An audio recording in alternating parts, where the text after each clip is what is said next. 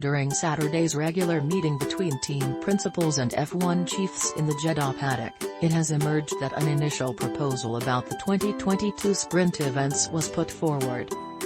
While F1's ideas remain in a very formative stage, and no vote was taken about whether or not to definitely push on with the concept for next year, several key details were outlined. In particular, multiple team sources have confirmed that F1 revealed its preference for the 6 Grand Prix it wants to hold the sprints.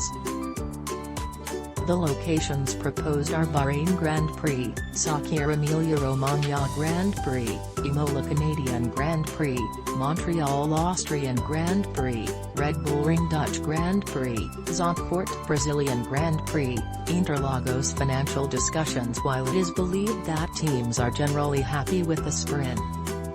This year teams were given extra income as a crash allowance, in case they sustained expensive damage in accidents in the Saturday sprint. Sources suggest F1 prefers the crash allowance to be replaced by a set fee for next year. However, there is some disagreement between outfits about how this should fit in with the cost cap. Those outfits on the limit of the cost cap would prefer the extra finance to be added onto what they are allowed to spend for the season, while other squads would prefer the cost cap limit to stay put and instead all teams simply receive the extra cash. The issue of the money is viewed by a number of teams as absolutely critical to the sprint format going ahead, which is why agreement will be needed on that front before F1 gets involved in talks about other changes. One team source said, "We cannot accept losing money to take part in the sprint races."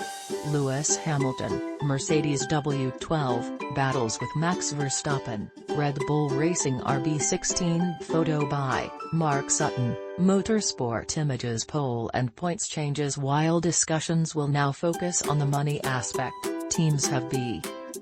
Among the ideas that have been mentioned are for points to be awarded for the top 10 in the sprint, rather than just the top 3 as had happened so far this season.